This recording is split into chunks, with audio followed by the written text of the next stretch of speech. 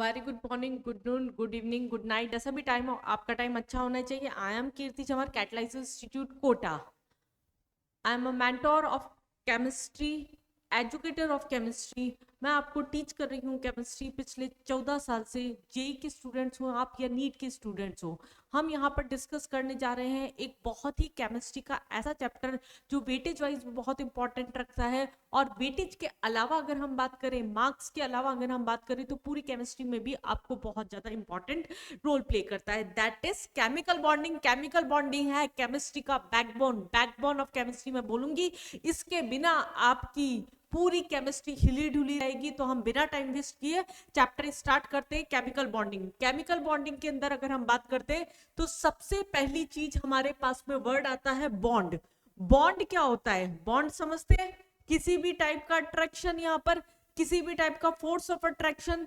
Basically हम क्या बोलेंगे? इलेक्ट्रोस्टैटिक फोर्स ऑफ अट्रैक्शन हम बात कर सकते हैं। यहाँ पर किसी भी टाइप का अट्रैक्शन बोल सकते हैं। Force of attraction between two और मोर देन टू एटम्स, दो या दो से ज्यादा बीच एटम्स के बीच में होने वाला अट्रैक्शन। अब अट्रैक्शन की बात आई तो कुछ और दिमाग में नहीं आना चाहिए बच्चा लोगों। यहाँ पर हम बात कर रहे हैं बॉन्ड की। बॉन्ड जो हो गया हमारे पास में बेसिकली दो टाइप के हैं। एक हम लेके चल रहे हैं यहाँ पर स्ट्रॉन्ग बॉन्ड, एक दूसरा हम लेके चल रहे हैं वीक बॉन्ड। जो स्ट्रॉन्ग बॉन्ड है उसके अंदर हम यहां पर डील करते हैं ionic bond, covalent bond, coordinate bond and metallic bond. बिल्कुल बेस लेवल से हम इस चैप्टर को लेके चल रहे हैं। पहले मैं आपको बता दूं केमिकल बॉन्डिंग का जो वेटेज है, नीट के स्टूडेंट्स अगर ये देख रहे हैं तो कम से कम 4 to 5 जो आपके क्वेश्चंस होते हैं केमिकल बॉन्डिंग से होते हैं पेपर के अंदर। और अगर आप जेई मेंस की प्रिपरेशन कर रहे हैं, एडवांस की प्रिपरेशन कर रहे हैं, तब भी आपका वेटेज बहुत ज्यादा है। 2 से 3 क्वेश्चन मैं मिनिमम मेंस के पेपर में बोलूंगी, 4 क्वेश्चन भी आपके बैठ सकते हैं। केमिकल बॉन्डिंग और कोऑर्डिनेशन कंपाउंड ऐसे चैप्टर्स हैं जो कि इनऑर्गेनिक के अंदर मैक्सिमम वेटेज रख रहे हैं आज की तारीख में। वीक बॉन्ड में हम बात करते हैं यहाँ पर या तो हाइड्रोजन बॉन्डिंग हो गई आपकी या फिर बॉन्डवाल बॉन्ड हो गया। अब हम चैप्टर को स्टार्ट करते हैं। ये तो हमारे पास कैटेगरीज हो गई कि किस किस टाइप का आपका बॉन्ड होता है। सबसे पहले बहुत बेसिक से बात करती हूँ, हो सकता है कोई 11th में आया हुआ नया बच्चा भी इसे देख रहा हो, तो हम थोड़ा सा बेस से लेके चलेंगे। तो हम बेसिक से अगर अब बात करते हैं इसके अंदर, तो सबसे पहले बात करते हैं लुईस बेस क्या होता है या लुईस सिंबल क्या होते हैं हमारे पास में। लुईस सिंबल क्या होते हैं? इलेक्ट्रॉन डॉट रिप्रेजेंटेशन जो भी होता है किसी भी एलिमेंट का, दैट इज लुईस सिंबल। अगर हम बात कर रहे हैं electron dot representation, electron dot representation मैंने बोला किसी भी एलिमेंट का या एटम का। अगर हम बात कर रहे हैं यहाँ पर, जैसे सोडियम की वैलेंसी हमारे पास में 1 है, ऑक्सीजन की वैलेंसी हमारे पास में 6 है, तो इस तरीके से हमने क्या किया? वैलेंशियल इलेक्ट्रॉन को यहाँ पर रिप्रेजेंट कर दिया। अब ऑक्टेट साहब आए, ऑक्टेट रूल आया। ऑक्टेट रूल नाम से ही पता पड़ रहा है, ऑक्टेट मतलब 8, 8 कंप्लीट करना होगा मतलब।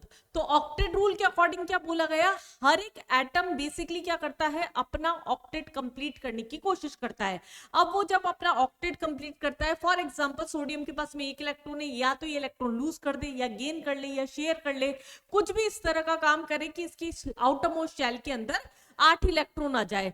तो जब इसको अपने 8 इलेक्ट्रॉन कवर करने होते हैं, कंप्लीट करने होते हैं, तो इलेक्ट्रॉन लूज करेगा, शेयर करेगा, या फिर यहां पर शेयरिंग करेगा या फिर गेन करेगा। तो इस टाइम पे जो बॉन्ड बनता है इसको हमने बोल दिया ऑक्टेट रूल। इस टाइम पे जो बॉन्ड्स बनते हैं ये बनाते हैं यहाँ पर बॉन्ड का फॉर्मेशन। अगर मैं एक लाइन में इसको डिफाइन करूं तो हम क्या बोल सकते हैं? Each atom has tendency to complete its octet either by lose, either by gain or share of electron. तो उससे हमारे पास डिफरेंट टाइप ऑफ बॉन्ड्स बनने शुरू हुए। तो इस तरीके से बॉन्ड का फॉर्मेशन स्टार्ट हुआ। हर एक जना स्टेबिलिटी गेन करना चाहता था, नोबल गैस की तरह आउटर मोस्ट शेल के अंदर 8 इलेक्ट्रॉन रखना चाहता था।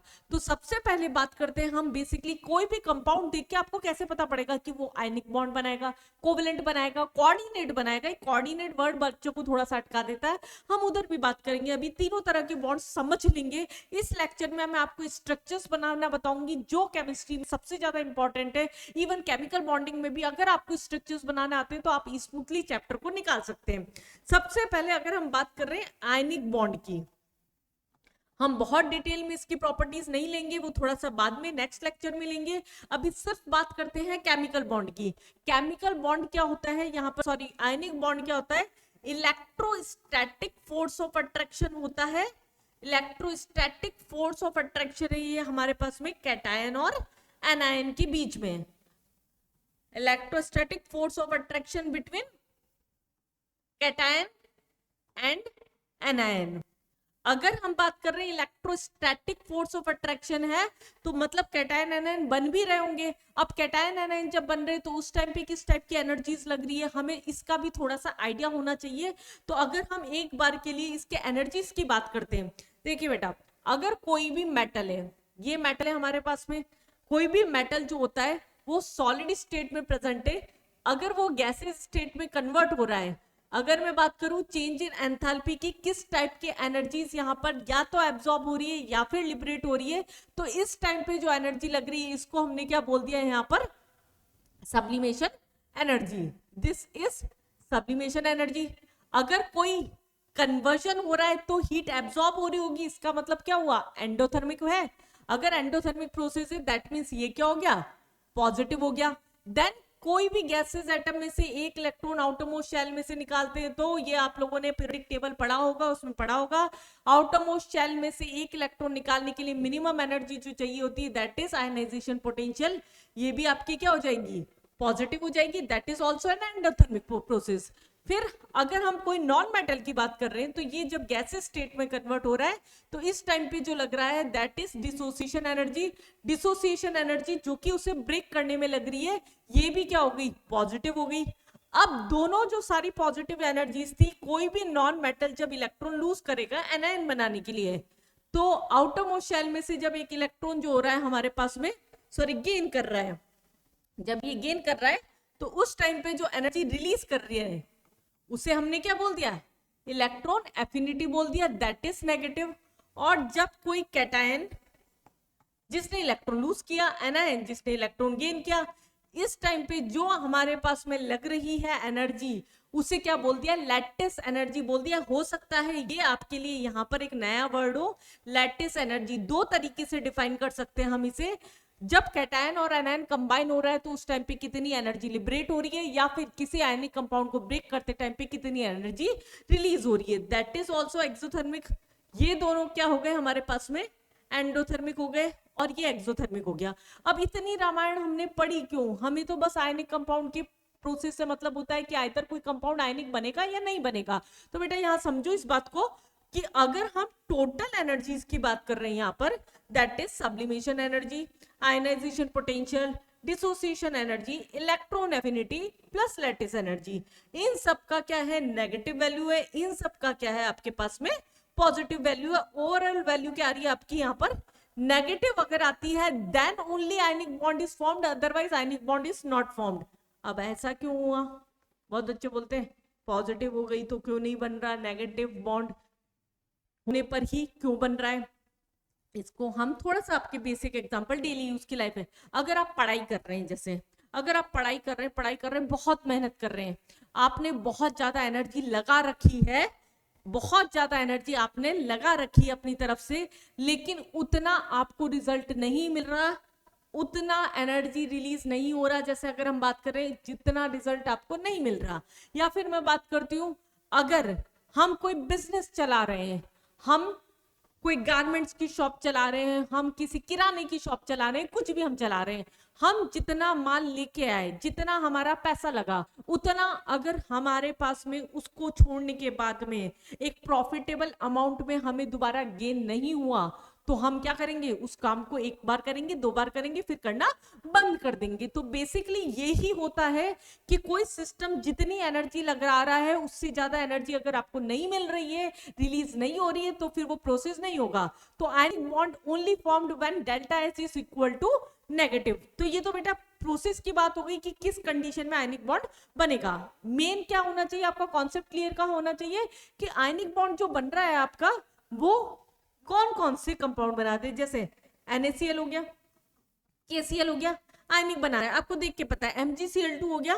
लेकिन जब मैं बच्चों को पढ़ाते पढ़ाते साथ में बोलती हूँ FeCl2, मैक्सिमम बच्चे बोलते हैं मैम ये भी Fe+2 होता है, 2Cl- होता है, आयनिक बॉन्ड बनाएगा। जी नहीं साहब, ये क्या बनाएगा आपका, यहाँ पर कोवेलेंट बॉन्ड बनाएगा। ये तीनों आपके आयनिक बॉन्ड बना रहे हैं। अब हमें कैसे पता पड़ेगा, जैसे मैंने पूछ लिया AlCl3 क्या बनाएगा, आयनिक और कोवेलेंट। पहले आप खुद जवाब दीजिए, फिर अपना चेक करिएगा। एल्यूमिनियम क्लोराइड, मैंने बोला एल्यूमिनियम क्लोराइड क्या बनाएगा, ये क्या बनाएगा आपका, कोवेलेंट बॉन्ड बनाएगा। अब हमें कैसे पता पड़ रहा है अब ये किस में आयनिक लगा दे, किस में कोवेलेंट लगा दे। एक तो यही चीज बहुत दिक्कत कर देती है केमिकल बॉन्डिंग में, आप स्ट्रक्चर देख के पहले यही एनालाइज नहीं कर पाते कि स्ट्रक्चर को हम लेके किस फॉर्म में जाए। तो बेसिकली यहाँ पर क्या है बेटा, अगर कोई भी ग्रुप 1 या ग्रुप 2 का एलिमेंट है, मैंने क्या बोला, ग्रुप 1 या ग्रुप 2 का एलिमेंट है, वो क्या होता है आपका इलेक्ट्रोपॉजिटिव नेचर का होता है। इलेक्ट्रोपॉजिटिव नेचर का होता है दैट मींस वो इलेक्ट्रॉन लूज आसानी से कर सकता है। अगर वो इलेक्ट्रॉन लूज आसानी से कर सकता है दैट मींस वो आयनिक बॉन्ड बना सकता है। लेकिन अगर हम जैसे जैसे अलोंग द पीरियड आते जाते हैं, आपका इलेक्ट्रोपॉजिटिव नेचर कम होता जाता है। इलेक्ट्रोपॉजिटिव नेचर कम होता जाएगा, इसका मतलब उसके इलेक्ट्रॉन को लूज करने की टेंडेंसी बढ़ती जाएगी, मतलब आपका आयनाइजेशन पोटेंशियल भी बढ़ता जाएगा। अगर आपका यहाँ पर आयनाइजेशन पोटेंशियल है, अगर ये बढ़ता जा रहा है, अगर ये बढ़ता जा रहा है दैट मींस क्या होगा, वैल्यू पॉजिटिव होती जाएगी। इसका मतलब आयनिक बॉन्ड फॉर्मेशन की टेंडेंसी जो होगी वो क्या होगी, कम होती जाएगी। तो आप सीधा सीधा से ट्रिक से भी याद रख सकते हैं। अगर मैं इस बात की ट्रिक बताऊं, ग्रुप 1 के और ग्रुप 2 के जो एलिमेंट्स होते हैं वो आयनिक बॉन्ड बनाते हैं एक्सेप्ट हाइड्रोजन, लिथियम और बेरिलियम। ये मैंने बोला एक्सेप्ट, ये कोई एक्सेप्शन नहीं है। एक्सेप्शन और एक्सेप्ट दोनों बातों में बहुत ज्यादा अंतर है, इस चीज को एक्सेप्शन मान के ना पड़े। लिथियम और बेरिलियम का साइज बहुत ज्यादा छोटा होता है, उसका आयनाइजेशन पोटेंशियल ऑलरेडी बहुत ज्यादा होता है, तो उसकी वजह से वो इलेक्ट्रॉन लूज करने की जगह क्या प्रेफर करते हैं, शेयर कर ले और उसके बाद में अपना ऑक्टेट कंप्लीट कर ले। तो इसीलिए ये क्या करते हैं, हमारे पास कोवेलेंट बॉन्ड बनाते हैं, लाइक BeCl2 LiCl, इनके अंदर क्या होता है आपका कोवेलेंट बॉन्ड होता है। मैं बहुत ही बेस लाइन से केमिकल बॉन्डिंग को आपके साथ में डील कर रही हूँ। आपकी केमिकल बॉन्डिंग का बेस जितना ज्यादा स्ट्रांग होगा, आपकी बैकबोन, केमिस्ट्री की बैकबोन जो होगी वो उतनी ही ज्यादा स्ट्रांग हो जाएगी। ये एक ऐसा चैप्टर मैं आपको रिकॉर्ड करके दे रही हूँ जो बच्चों की डिमांड पे मैं कंटिन्यूसली ट्रिक्स दे रही हूँ, आपको टिप्स दे रही हूँ कि पेपर्स में किस तरह से क्वेश्चन अटेम्प्ट करने हो चाहिए, फिजिकल केमिस्ट्री में कैसे कैसे पढ़ना चाहिए। इस तरह की जब मैंने कुछ शॉर्ट वीडियोस डाले तो मैक्सिमम वीडियोस पे मुझे एक कमेंट मिला कि मैम प्लीज केमिकल बॉन्डिंग को आप पूरा का पूरा डाल दीजिए। तो मैंने आपके लिए केमिकल बॉन्डिंग डालना शुरू किया है। जो बच्चे चाहते हैं कि पूरा केमिकल बॉन्डिंग अच्छे से कर ले, वो इस वीडियो को पूरा पूरा देखें। पूरा देखने के बाद में आप अपने पास में कोई भी मॉड्यूल है, किसी भी तरह की शीट है, आपके पास में PYQs की बुक है, कुछ भी हो वो आप आराम से लगा पाएंगे इस चैप्टर के कंप्लीट होने तक। लेकिन बेस लाइन जब तक हम चैप्टर को चलाते जाएंगे तब तक भी मैं आपको बताती जाऊंगी आपके किस किस टॉपिक के जो क्वेश्चन है वो साथ साथ में पैरेलली कंप्लीट हो सकते हैं। ये तो बेटा बात हुई कि आयनिक बॉन्ड बनता कैसे, बस हमने ये समझ के रख लिया, ये हो गई हमारी पैक कि आयनिक बॉन्ड बन गया। अब हम बात करते कोवेलेंट बॉन्ड। कोवेलेंट बॉन्ड बनता कैसे, हम सब कुछ मिक्सिंग बाद में करेंगे। नेक्स्ट हम बात करते हैं यहाँ पर कोवेलेंट बॉन्ड की। कोवेलेंट मतलब शेयरिंग, हम शेयर करवा रहे हैं इलेक्ट्रॉन को। ये 9th 10th का बेसिक है, 7th 8th का भी बेसिक है। कोवेलेंट बॉन्ड बेसिकली क्या होता है, bond formed by sharing of electron. Bond formed by sharing of electron अगर हम बात कर रहे हैं, अगर हम बात करेंगे यहाँ पर इलेक्ट्रॉन की शेयर करने की, तो हमें क्या करना है, केवल एक हाइड्रोजन ऐसा एलिमेंट होता है जो कि 2 इलेक्ट्रॉन का अपना ऑक्टेट कंप्लीट करके शेयर करके कंप्लीट कर लेता है अपना काम। इसके अलावा सबको क्या चाहिए होते हैं, अपने ऑक्टेट में 8 इलेक्ट्रॉन चाहिए होते हैं, तभी वो स्टेबल होते हैं। फॉर एग्जाम्पल अगर मैं हाइड्रोजन से ही बात करूं, डॉट लगा के बनाऊं, बिल्कुल बेसिक से स्टार्ट करूं, इसको कितने चाहिए बात करो, इससे एक चाहिए, इसको कितने चाहिए एक, दोनों ने कंप्लीट किया, कंप्लीट, बहुत जीरो लेवल की चीज हुई आपकी है। अगर हम बात करते हैं ऑक्सीजन की, आपका कितना है इलेक्ट्रॉन, 6 इलेक्ट्रॉन से, यहां पर भी आपके कितने इलेक्ट्रॉन से, 6 इलेक्ट्रॉन से।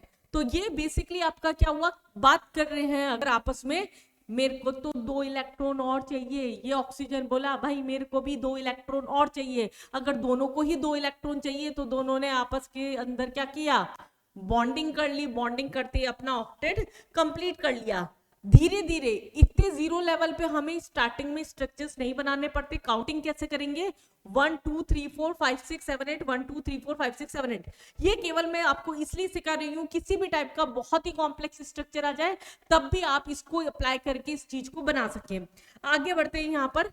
अगर हम बात कर रहे हैं O2 के बाद में N2 की, N2 का अगर स्ट्रक्चर बना रहे हैं तो नाइट्रोजन ने एक दूसरे एटम से बात करी, मेरे पास में तो 5 है, तेरे पास में भी 5 है, दोनों के पास 5 है, तो दोनों मिलके क्या करेंगे, यहाँ पर अपना ऑक्टेट कंप्लीट कर लेंगे। अगर हमारे पास में कोई हाइड्रोकार्बन है जैसे C2H4 है, तरीका देखिए, अगर कभी भी दो सेंट्रल एटम आ जाते हैं किसी भी कंपाउंड में तो क्या करें, दोनों सेंट्रल एटम में सराउंडिंग एटम को हमेशा इक्वली डिस्ट्रीब्यूट करें। ये तरीका होता है क्वेश्चंस में डिस्ट्रीब्यूशन का, एलिमेंट्स को अरेंजमेंट करने का। ये हमारे पास में 4 हाइड्रोजन थे, मैंने चारों को यहाँ पर क्या किया, प्रॉपर्ली अरेंज कर लिया। जब प्रॉपर्ली अरेंज कर लिया तो इसको एक चाहिए था, इसको एक चाहिए था, इसको एक चाहिए था, इसको एक चाहिए था। इन्होंने तो कार्बन से बातें करके अपना काम निपटा लिया। अब क्या हुआ, कार्बन बच गया, कार्बन बच गया। तो इसने क्या बोला, 1 2 3 4 5 6। इस कार्बन ने इस कार्बन को बोला, भाई तेरे पास कितने बचे हैं, उसने कहा मेरे 7 6 हो गए, उसने बोला मेरे भी 6 हो गए, चल अपन शेयरिंग कर लेते हैं। तो इसने क्या किया, यहाँ पर शेयरिंग करनी शुरू कर दी और अपना ऑक्टेट कंप्लीट कर लिया। इस तरीके से हम बीट स्ट्रक्चर से बात करते करते थोड़ा सा आगे बढ़ सकते हैं। HNO3 थोड़ा कॉम्प्लेक्स हो जाएगा आपके लिए, एक बार के लिए मैं नहीं स्टार्ट करती इसे, पहले हम SO2 ले लेते हैं। SO2 जनरली जब मैं किसी बच्चे को ये कंपाउंड बनाने के लिए देती हूँ, बच्चे जनरली क्या उठा के बनाएंगे फटाफट से, एक लोन पेयर लगाया, डबल बॉन्ड लगाया, डबल बॉन्ड लगाया। ये स्ट्रक्चर हालांकि सही है, लेकिन अभी मैं इसे वैलिड नहीं मानूंगी क्योंकि हम केमिकल बॉन्डिंग को स्टार्टिंग से पढ़ रहे हैं। हमें तो ऑक्टेट रूल के एक्सेप्शंस के, उसकी लिमिटेशंस के बारे में कोई आइडिया ही नहीं है। तो बेसिकली अगर मैं काउंट करूं तो 1 2 3 4 5 6 7 8 9 10, सल्फर के पास तो 10 इलेक्ट्रॉन हो गए, इसका मतलब वो तो फूट जाएगा। अगर वो फूट जाएगा तो वो बनाएगा कैसे बॉन्ड, तो इसका मतलब हम कुछ और सोच सकते हैं। इसको हम ऐसे भी बना सकते थे कि अगर हम पूरा प्रॉपर फॉलो करते तो यहां पर हम इसको इस तरीके से भी बना सकते थे कि सल्फर डाइऑक्साइड है, इसने ऑक्सीजन से पूछा था कि भाई दो ले, अपन ने तो कर लिया अपना काम। अब जैसे इन्होंने अपना ऑक्टेट कंप्लीट किया था तो 1 2 3 4 5 6 7 8। अब मेरी बात थोड़ा सा ध्यान से सुनिएगा, कोऑर्डिनेट बॉन्ड का कॉन्सेप्ट आ गया यहाँ पर। आपको बहुत सारे बच्चों को सबसे ज्यादा दिक्कत आती है कोऑर्डिनेट बॉन्ड कब लगाना है कब नहीं लगाना, या कैसे बन जाता है कोऑर्डिनेट बॉन्ड। जब भी किसी भी सेंट्रल एटम का ऑक्टेट कंप्लीट हो गया और उसके पास में लोन पेयर बच रहे हैं तो वो दानी बन जाता है। वो इस तरीके से बिहेव करता है, तू मेरे साथ में कुछ शेयर मत कर, मैं अपने इलेक्ट्रॉन तेरे साथ में पूरी तरीके से शेयर कर दूंगा।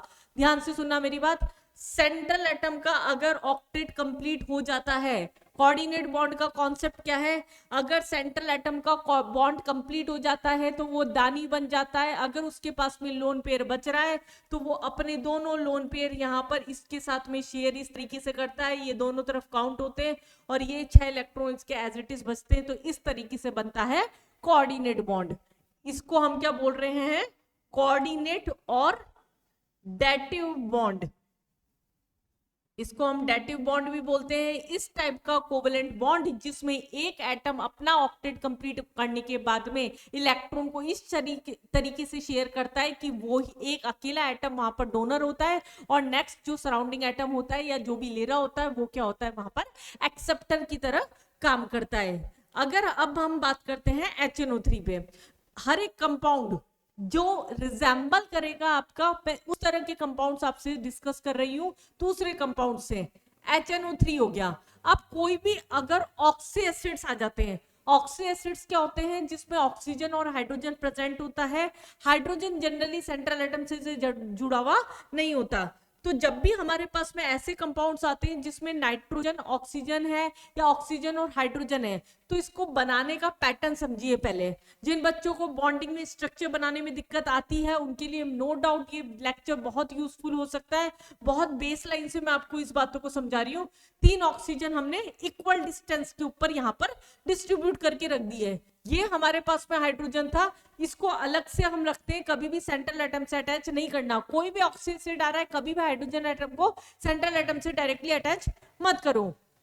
तो बेसिकली यहाँ पर क्या हो रहा है, इस हाइड्रोजन को चाहिए था एक, इसने अपना काम कंप्लीट कर लिया। बात करते करते आगे बढ़ो हमेशा। जब एटम से आप बात करोगे कि भाई तेको कितने चाहिए, इसको कितने हो गए, इतने हो गए, आराम से काउंटिंग कंप्लीट होगी। तो बेसिकली यहाँ क्या है, 1 2 3 4 5 6 7 ये कंप्लीट, इसका भी कंप्लीट 1 2 3 4 5 6, एक लोन पेयर बच गया, इसका ऑक्टेट कंप्लीट हो गया। तो ये क्या बना लेगा, यहाँ कोऑर्डिनेट बॉन्ड बना लेगा। ये कोऑर्डिनेट बॉन्ड जो आपका बना, ये अलग से बन गया यहाँ पर। तो इस तरीके से हम स्ट्रक्चर्स बनाते हैं। कुछ और स्ट्रक्चर से मैं आपके साथ डिस्कस कर लेती हूँ फटाफट यहाँ पर। जैसे कि अगर हम बात करते हैं ज़ेनॉन के कंपाउंड्स, केमिकल बॉन्डिंग में बार बार आपको बोल रही हूँ, स्ट्रक्चर बेस ही आपके काफी सारे क्वेश्चंस आ जाते हैं। अगर आपका शेप ज्योमेट्री हाइब्रिडाइजेशन का जो एक फिक्स क्वेश्चन नीट का पेपर हो या जेई का पेपर हो, उसमें होता ही होता है, एक की जगह 2 क्वेश्चन भी हो सकते हैं। अगर आपका इस टॉपिक पे कमांड है तो आपका बहुत स्मूथली वो टॉपिक निकल जाएंगे। तो आप बहुत अच्छे से प्रैक्टिस करिएगा इन चीजों को करने की। H2S2O6 H2S2O7, मैं कुछ ऐसे कंपाउंड्स बना रही हूँ यहाँ पर जो कि बहुत ज्यादा रिपीटेड क्वेश्चन है, मैच द कॉलम में बहुत आ जाते हैं, लिंकेज बेस्ड क्वेश्चन में बहुत आ जाते हैं। फॉर एग्जांपल हम बात करते हैं H2SO4 की। हालांकि सब जगह डबल बॉन्ड भी हो सकता है, लेकिन अभी हम कोऑर्डिनेट से प्रैक्टिस करेंगे केवल। सब इसको एक चाहिए था, इसको एक चाहिए था, इसको एक चाहिए था, इसको एक चाहिए था, यहाँ 2 लोन पेयर बच गए। तो बेसिकली क्या हो गया, यहाँ पर 2 कोऑर्डिनेट बॉन्ड आपके पास में हो गए। नेक्स्ट अगर हम बात करते हैं, यहाँ पर सल्फर है, ये सल्फर है, इसके पास में 3 ऑक्सीजन है, यहाँ पर इसके पास में भी 3 ऑक्सीजन है, 2 हाइड्रोजन है। इन्होंने अपना ऑक्टेट कंप्लीट किया और 2 कोऑर्डिनेट। अरेंजमेंट समझ रहे हैं आप, मैं किसी के साथ पार्शियलिटी नहीं कर रही हूं, आपको भी नहीं करनी है। अगर 2 सेंट्रल एटम है, सराउंडिंग एटम को हमेशा इक्वली डिस्ट्रीब्यूट करना है। आपका अरेंजमेंट जो होगा स्ट्रक्चर्स का बहुत इजी हो जाएगा। केमिस्ट्री को बहुत प्यार से, बहुत तरीके से, बहुत इजी तरीके से समझाने की आदत है मुझे, और बहुत कंपाइल करके। अगर आपको थोड़े से और इस चीज का देखना है कि कितना जल्दी हम कंपाइल कर सकते हैं, मैंने नीट 2024 के टाइम पे कुछ वन शॉट्स डाल रखे हैं। आप कैटलाइजर के इस चैनल पे और नीचे आएंगे थोड़ा सा तो आपको कुछ लिंक्स मिलेंगे। कंप्लीट ऑर्गेनिक केमिस्ट्री के one shot, complete physical chemistry का वन शॉट, कंप्लीट आपका इनऑर्गेनिक का वन शॉट्स, 7 से 8 घंटे के अंदर पूरी केमिस्ट्री को कंपाइल करके पैकेट के अंदर मैंने आपको दिया था। इस तरह के और भी लेक्चर्स मैं आपको प्रोवाइड करती रहूंगी आगे, लेकिन आपको साथ साथ में चीजें समझते हुए चलना होगा। अब मैंने जो बताया उसको आप अप्लाई करके देखिए। मैंने बोला पार्शियलिटी नहीं करना, तो अरेंजमेंट कैसा होगा, सल्फर है 3 ऑक्सीजन, सल्फर है अगेन 3 ऑक्सीजन, ये हाइड्रोजन, एक अकेला बच गया। पार्शियलिटी करनी नहीं है तो हम कहाँ डाल दें इसको, बीच में, बीच में डाल दिया, हो गया अरेंजमेंट पूरा। ये हमारे पास में क्या हो गया, स्ट्रक्चर हो गया। अगर हम बात कर रहे हैं H2SO4 की, एक ऑक्सीजन और एक्स्ट्रा पड़ गया। अगर एक ऑक्सीजन यहाँ पर एक्स्ट्रा पड़ गया तो हम क्या करें, ये ऑक्सीजन, ये ऑक्सीजन, ये ऑक्सीजन, ये हाइड्रोजन, ये हाइड्रोजन, ये हाइड्रोजन, ऑक्सीजन ऑक्सीजन लिंकेज, ये हमारे पास में कुछ इस तरीके का स्ट्रक्चर बन गया। अब कितना आसान है चीज अगर हम सिस्टमेटिक चल रहे हैं। एक सेंट्रल एटम है तो सराउंडिंग एटम को इक्वल डिस्ट्रीब्यूशन में डालो, 2 सेंट्रल एटम है तो सराउंडिंग एटम को इक्वल डिस्ट्रीब्यूशन में डालो। बहुत प्यार से, बहुत तरीके से स्ट्रक्चर्स को काउंट करते हुए करोगे। बहुत इजी है केमिकल बॉन्डिंग, पर आपको बेस से पढ़नी पड़ेगी। रट्टा मार नहीं होना चाहिए कि आपने 10 स्ट्रक्चर रट लिए और फिर उसी से रिजेंबल कोई भी एक स्ट्रक्चर घुमा के उठा के दे दिया तो वो आपको नहीं आ रहा, ये नहीं होना चाहिए। SOS लिंकेज किस में है, किस में, सेम टाइप के एटम्स के बीच में लिंकेज है। इस पैटर्न का क्वेश्चन भी बहुत आता है पेपर में, जैसे एस हो गया, सेम टाइप के एटम्स के बीच में लिंकेज हो गया। किस, ये भी सेम टाइप के एटम्स के बीच का ही लिंकेज है, लेकिन स्पेसिफाई पूछ लिया कि किसमें पर ऑक्साइड लिंकेज है, तो इस पैटर्न के क्वेश्चंस आपके यहाँ से कवर होते हैं। फॉर एग्जांपल और भी हम स्ट्रक्चर्स ले सकते हैं यहाँ पर, जैसे N2O5 है, N2O5 है, नाइट्रोजन क्या है हमारे पास, ये नाइट्रोजन, ये ऑक्सीजन क्या है हमारे पास, ये ऑक्सीजन हुआ। हमने इक्वल डिस्ट्रीब्यूशन किया है, कोई, अब तो बोल लो साथ में, कोई पार्शियलिटी नहीं करी। तो इसका मतलब हमने ऑक्सीजन का काम तमाम किया पहले, क्योंकि बीच में तो एक एक बॉन्ड तो बनाना ही बनाना है। अब डबल बॉन्ड यहाँ लगाया, एक कोऑर्डिनेट यहाँ लगाया, एक डबल बॉन्ड यहाँ लगाया, एक कोऑर्डिनेट यहाँ लगाया, ये आपका स्ट्रक्चर कंप्लीट हो गया। तो इस तरीके से हम स्ट्रक्चर्स की धीरे धीरे स्टेप वाइज चल के प्रैक्टिस कर सकते हैं। और भी आगे बढ़ते हैं, जैसे CO3 2- से अगर हमारे पास अब कोई चार्ज कंपाउंड आ गया, अब चार्ज देखते तो तुम्हारे हालत टाइम फिस हो जाती है। अब पता नहीं क्यों तुम लोगों को चार्जेस से डर लगता है, ये कॉम्प्लेक्स आते हैं ऐसा लगता है नहीं यार गड़बड़ हो जाएगी। स्मूथली चलो, नेगेटिव का मतलब एक्स्ट्रा है, पॉजिटिव का मतलब कम कर सकते हैं। अब CO3 2- बातें कर करके ही बनाएंगे, बातें करके बनाने में कंपाउंड बनाना बहुत इजी हो जाता है। इस ऑक्सीजन ने कार्बन को बोला 2 दे दे भाई, अपन तो शेयर करके निपट लिए। अब अगर इसने इसके साथ डबल बॉन्ड बना दिया तो यहाँ के लिए तो कुछ नहीं बचेगा, कोऑर्डिनेट बनाने के लिए भी कुछ नहीं बचेगा। इसकी मजबूरी एक बॉन्ड बनाए, इसकी मजबूरी भी क्या है आपके पास में, एक ही बॉन्ड बनाए। तो इस तरह की जब मजबूरियां आई तो इनके पास में ऑप्शन नहीं बचा, एक एक बॉन्ड ही बनाया इन्होंने, एक एक बॉन्ड ही बनाया। इस पे क्या था, 2 नेगेटिव थे, तो इसका मतलब हमें पता था कि 2 नेगेटिव किसी को भी दे सकते हैं, इसलिए CO3 2- का ये स्ट्रक्चर होता है। हम जब रेजोनेंस करेंगे उसके अंदर भी ये स्ट्रक्चर बहुत काम आएगा। अगर मैं बात कर रही हूं NH4+ है, जैसे बिना इनऑर्गेनिक के केमिकल बॉन्डिंग के स्ट्रक्चर्स की आपकी ऑर्गेनिक भी पूरी तरीके से हिली हुई होगी। इसलिए अगर इवन आप पूरा केमिकल बॉन्डिंग भी नहीं देखते तो भी अगर आपका ये टॉपिक अगर वीक है, केमिकल बॉन्डिंग का स्ट्रक्चर वाला पार्ट, ऑर्गेनिक आपको करनी स्ट्रॉन्ग, तो भी आपके लिए लेक्चर बहुत इंपॉर्टेंट है। इसलिए आप स्टेप वाइज इस चीज को समझते चलिए। हाइड्रोजन के हमारे पास में साथ में ये, इसके ऊपर क्या है यहाँ पॉजिटिव, क्योंकि नाइट्रोजन की वैलेंसी 5, हमने एक इलेक्ट्रॉन निकाल दिया क्योंकि पॉजिटिव था। तो पॉजिटिव जो है वो हमारे पास में क्या, हमने सेंटर एटम पे दे दिया, नेगेटिव जो हो गया सराउंडिंग। एक ट्रिक भी है एक तरह से सीधा सीधा, लेकिन इसको हम हर चीज पे अप्लाई नहीं करेंगे।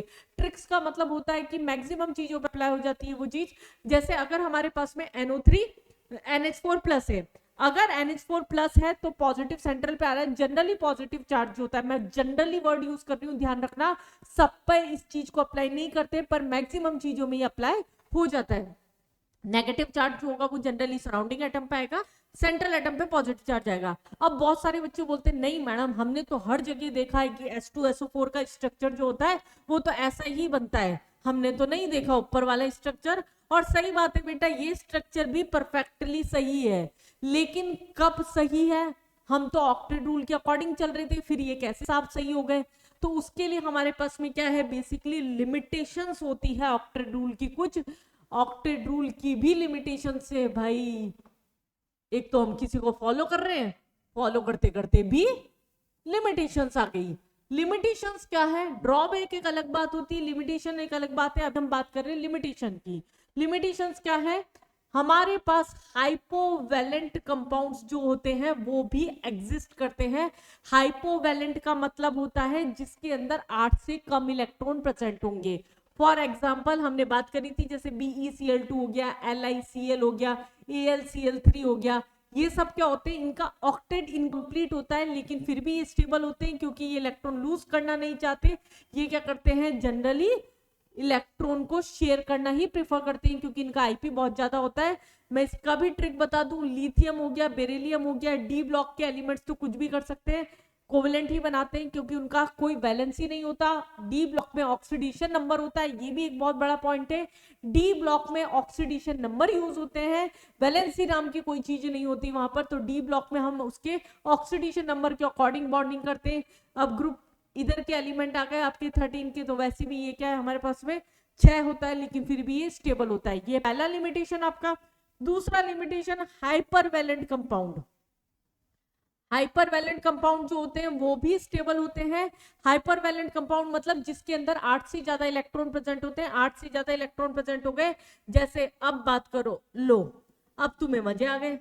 हम तो बना रहे थे मैडम पहले भी, आपने जबरदस्ती बीच में कोऑर्डिनेशन घुसा दिया। हम क्यों कॉम्प्लेक्स बनाए, हम तो डबल बॉन्ड लगा लेंगे क्योंकि सब जगह तो बन रहा है। SF6 हो गया, जैसे SF6 से अगर हम स्ट्रक्चर बनाते हैं तो यहाँ पर कितने हो रहे हैं, टोटल सिंगल बॉन्ड लगाने के बाद में भी कितने हो रहे हैं हमारे पास में 12 हो रहे हैं, लेकिन फिर भी ये स्टेबल होता है। IF7 ये भी स्टेबल होता है, पर बेटा रट्टा कोई चीज मत मारो। इनऑर्गेनिक को बदनाम कर रखा है बिना मतलब कि भैया एक्सेप्शन है, उनमें कुछ भी नहीं पढ़ना होता, समझना नहीं होता, उसमें रीजनिंग नहीं होती। सबकी रीजनिंग ऐसा नहीं है, हाइपरवैलेंट है तो है, इनका रीजनिंग है। ये सारे वो एलिमेंट्स आएंगे जो पीरियड 3 एंड बिलो वाले एलिमेंट्स होंगे। पीरियड 3 और उसके नीचे जितने भी पीरियड्स के अंदर एलिमेंट्स होते हैं उसके अंदर क्या होता है, जब वो बॉन्डिंग करते हैं, अगर हम अभी आगे हाइब्रिडाइजेशन में पढ़ेंगे इस बात को, जब वो बॉन्डिंग करते हैं तो उसके अंदर vacant D and F orbital bonding के लिए पार्टिसिपेशन कर लेता है, जिसकी वजह से वो एक्सपांशन कर सकते हैं और उसकी वजह से वो अपने यहाँ पर 8 से ज्यादा इलेक्ट्रॉन रख के भी स्टेबल हो जाते हैं। तो बेसिकली अब हमें कैसे पता पड़ेगा कि किस में करना है हाइपरवैलेंट, किस में नहीं करना? तो इसका सीधा सीधा से ट्रिक बता रही हूं मैं। पीरियड 3 और उसके नीचे वाले जितने भी एलिमेंट्स होंगे सब में एक्सपेंशन कर दो, 4 डालो सबको। जितना स्वाहा करना है उतना स्वाहा करो उसे आराम से, कोई दिक्कत नहीं है। अब फिर एक और दिक्कत, फिर मैडम आपने हमारा दिमाग क्यों खराब किया? हमें तो कोऑर्डिनेट बॉन्ड वैसे ही गंदा लगता था, आपने कोऑर्डिनेट बॉन्ड क्यों बनाया, क्यों पढ़ाया? बहुत ज्यादा उसका भी इंपॉर्टेंस है, बात समझिएगा ध्यान से। एक स्ट्रक्चर लिया मैंने N2O5, एक स्ट्रक्चर लिया P2O5, दोनों क्या है, सेम ग्रुप के एलिमेंट है, दोनों की वैलेंसी सेम है। लेकिन जब मैंने N2O5 का स्ट्रक्चर बनाया तो मुझे पता है ये पीरियड 2 का एलिमेंट है, यहाँ पर कोई वेकेंट डी ऑर्बिटल नहीं होता जो कि बॉन्डिंग में पार्टिसिपेट करेगा, एक्सपेंशन कर सकता है। तो हम इस केस में हर कंडीशन में ओनली कोऑर्डिनेट बॉन्ड ही बना सकते हैं। बट अगर P2O5 की बात करूं तो यहां वैसे कोऑर्डिनेट भी लग सकता है, लेकिन ये एक्सपेंशन कर सकता है, तो मैं कोऑर्डिनेट की जगह यहां पर डबल बॉन्ड भी लगा सकती हूँ। तो पीरियड 2 के जितने भी एलिमेंट है वहां हर बार जब भी ऑक्टेट इस तरह से जा रहा होगा तो हमें कोऑर्डिनेट ही यूज करना होता है, इसलिए हमें कोऑर्डिनेट बॉन्ड बनाना अच्छे से आना चाहिए। डन? आपको मुझे लगता है यहाँ तक की सारी बातें समझ में आ गई होगी। कोई डाउट हो तो आप कमेंट सेक्शन में मेरे से पूछ सकते हैं। मैं जनरली कमेंट्स जो होती हूँ कंटिन्यूसली चेक करती रहती हूँ। आपका टॉपिक से रिलेटेड कोई भी डाउट है या टॉपिक के अंदर कोई भी क्वेश्चन कर रहे हैं उसमें भी कोई डाउट है, आप मेरे को टेक्स्ट कर सकते हैं, कमेंट कर सकते हैं, मैं आपका उसी टाइम पे सॉल्यूशन या फिर जब भी मैं उस कमेंट को देखती हूँ तो उसका सॉल्यूशन आपको प्रोवाइड कर दूंगी। या हो सकता है नेक्स्ट वीडियो आपका डाउट जो है बहुत थोड़ा बड़ा डाउट है तो उसका कोई शॉर्ट डाल के आपको उसका लिंक सेंड कर दूं। ऑड नंबर ऑफ इलेक्ट्रॉन्स भी एग्जिस्ट करते हैं, ये भी एक लिमिटेशन है। नाइट्रिक ऑक्साइड हो गया हमारे पास में, N2 हो गया, इस तरह के कंपाउंड्स जो कि ऑड नंबर ऑफ इलेक्ट्रॉन्स रख रहे हैं वो भी एग्जिस्ट करते हैं। अब भाई साहब इतनी सारी लिमिटेशंस आ कैसे गई? ऑक्टेट रूल तो बेचारा बता रहा था कि हर एक जना जो होता है अपना ऑक्टेट कंप्लीट करना चाहिए। फिर क्या हुआ ऐसा कि ऑक्टेट रूल में भी एक्सेप्शंस आ गए? आपको मैं एक बात बताती हूँ, ह्यूमन टेंडेंसी वाली सीधी सीधी बात है। हम लोग सब क्या करते हैं, हमारे कोई आइडियल होते हैं, हम किसी को फॉलो करते हैं, जैसा वो होता है हम वैसा बनने की कोशिश करते हैं। तो अगर हमारा आइडियल ही मक्कार हो तो, समझ रहे हैं, अगर मैं किसी को फॉलो कर रही हूँ, वो किसी गलत ट्रैक पे जा रहा है, मेरे को लगेगा वो चीज सही है तो मैं भी वो चीज कर सकता हूँ। यही हुआ यहाँ पर सबके साथ में। लिमिटेशंस अलग बात है, ड्रॉबैक एक अलग बात है। मैक्सिमम बच्चों को इन बातों में डिफरेंस समझ में नहीं आता। ड्रॉबैक क्या था ऑक्टेट रूल का कि नोबल गैसेस खुद ही कंप्लीटली इनर्ट नहीं थे। जिस तरह का लोग बनना चाह रहे हैं दूसरे एलिमेंट उसकी तरह ऑक्टेट कंप्लीट करना चाह रहे हैं। हमें पता पड़ा इसके बहुत सारे कंपाउंड्स हैं, जैसे XeF4 हो गया, XeF2 हो गया, XeO2F2 हो गया, KrF2 हो गया। तो इससे क्या पता पड़ रहा है, नोबल गैसेस तो खुद ही अपना ऑक्टेट कंप्लीट करे हुए रखे हुए हैं, फिर भी वो एक्सपेंशन कर रहे हैं। फॉर एग्जांपल ज़ेनॉन की स्ट्रक्चर अगर मैं बनाती हूँ तो ज़ेनॉन की स्ट्रक्चर में क्या हुआ, इस तरीके का स्ट्रक्चर बन रहा है हमारे पास में। तो 8 तो इलेक्ट्रॉन ऑलरेडी थी, बॉन्डिंग करी मतलब एक्सपेंशन करा। जब हम कर सकते हैं तो इनको फॉलो करने वाले तो करेंगे। तो इस ड्रॉबैक के कारण हमारे पास में इतनी सारी लिमिटेशंस आई। स्टेप वाइज बहुत ही प्यार से केमिस्ट्री को पढ़ो, बहुत ही धीरे धीरे से। अगर आपका chemical bonding, periodic table, GOC1, reaction mechanism से पहले का पार्ट जो है आपका ऑर्गेनिक के अंदर, मोल कॉन्सेप्ट, कंसंट्रेशन टर्म्स, ऐसे जो बेस लाइन वाले केमिस्ट्री के चैप्टर से वो अगर स्ट्रांग है तो आपकी केमिस्ट्री में स्कोर कराने से आपको कोई नहीं रोक सकता। आगे की केमिस्ट्री से तो अपने आप ही प्यार हो जाता है अगर आपके ये चैप्टर्स जो होते हैं वो अच्छे होते हैं तो। कुछ एग्जांपल्स और मैं आपको समझाती हूँ। कुछ क्वेश्चंस आपने देखे होंगे पेपर में इस तरह के भी आ जाते हैं, in which of the compound only ionic bond is present, only covalent bond is present, or either ionic or covalent or coordinate bond is present। तो इस तरह के कंपाउंड भी एग्जिस्ट करते हैं। देखिए मैं रिकॉल कराती हूँ आपको पहले। ग्रुप 1 और ग्रुप 2 के एलिमेंट्स जनरली आयनिक बॉन्ड बनाते हैं, एक्सेप्ट आपका जो होता है लिथियम हो गया, बेरिलियम हो गया। कुछ एक्सेप्शनल स्ट्रक्चर्स भी हैं जो कि मैं आपको अलग से पढ़ाऊंगी, लेकिन उससे पहले हम देखते हैं जैसे अगर हमारे पास में कंपाउंड है Na2SO4, Na2SO4 है, हमें पता है सोडियम तो इलेक्ट्रॉन लूज करेगा ही करेगा, सल्फेट क्या करेगा, उस इलेक्ट्रॉन को गेन कर लेगा। पहले हमें इतना ब्रेक करना आना चाहिए, फिर उसके बाद में 2Na+ हुआ हमारे पास में, SO4 2- का स्ट्रक्चर बनाया, हमें पता है नेगेटिव जनरली सराउंडिंग पे आता है, तो हमने उस तरह से स्ट्रक्चर को सेटल कर लिया। ये एक ऐसा कंपाउंड हो गया जिसमें आयनिक, कोवेलेंट और कोऑर्डिनेट तीनों बॉन्ड प्रेजेंट है। अगर हम बात कर रहे हैं K2Cr2O7, मैंने जान के आपका डी ब्लॉक का एक एग्जांपल लिया जिससे आपको पता पड़ जाए उसकी वैलेंसी कैसे यूज होती है। यहाँ इसकी वैलेंसी की जगह हम इसका ऑक्सीडेशन नंबर यूज करते हैं। यहाँ हमारे पास में क्या हुआ 2x प्लस 7 इंटू -2, जिसको नहीं आता रिडॉक्स उनको ऑक्सीडेशन नंबर निकालना नहीं आता होगा। आप अगर 11th के बिल्कुल इनिशियली स्टेज पे हैं तो हो सकता है आपको नहीं पता हो ये, लेकिन अगर आप 12th में है या फिर आप प्रॉपर है तो आपको बहुत स्मूथली ये चीज निकालनी आती होगी। ऑक्सीडेशन नंबर क्या हो गया, क्रोमियम का +6 हो गया। ऐसे कॉम्प्लेक्स कंपाउंड की स्ट्रक्चर बनाने भी बहुत आसान होते हैं। क्रोमियम का स्ट्रक्चर जो हुआ CrOCr, यहाँ पर 2 कोऑर्डिनेट लगे हमारे पास में, यहाँ पर भी 2 कोऑर्डिनेट लगे, इस पे नेगेटिव चार्ज हो गया हमारे पास में, और ये इस तरीके का स्ट्रक्चर हो गया जो हमने यहाँ पर फॉर्म कर लिया। Again a compound having ionic, covalent और कोऑर्डिनेट बॉन्ड। कैल्शियम क्रोमाइड, कुछ कंपाउंड्स ऐसे हैं जो कि हमें याद होने चाहिए, जैसे कैल्शियम कार्बाइड का स्ट्रक्चर है, ऑर्गेनिक के अंदर भी प्रिपरेशन में काम आएगा आपका। एल्काइन की प्रिपरेशन में एक इंपॉर्टेंट रिएक्शन है, कैल्शियम कार्बाइड का हाइड्रोलाइसिस करा देते हैं तो आपका एल्कीन बन जाता है, तो उसके लिए आपको स्ट्रक्चर आना चाहिए। क्रोमियम पेंटाऑक्साइड, अगर आप रिडॉक्स पढ़ने वाले हैं तो आपको ये स्ट्रक्चर आना चाहिए। ऑर्गेनिक में इसे बोलते हैं बटरफ्लाई स्ट्रक्चर, बटरफ्लाई की जैसा शेप होगा, ऑब्वियस सी बात है आपको पता पड़ रही होगी नाम देख के, पर फिर भी आप इसको याद कर लीजिएगा। क्रोमियम पेंटाऑक्साइड का जो स्ट्रक्चर होता है वो आपका इस तरीके का होता है। तो काफी स्ट्रक्चर्स की मैंने आपको यहाँ पर प्रैक्टिस करा दी, और भी इस तरीके का लेक्चर आगे मैं कंटिन्यू करूंगी।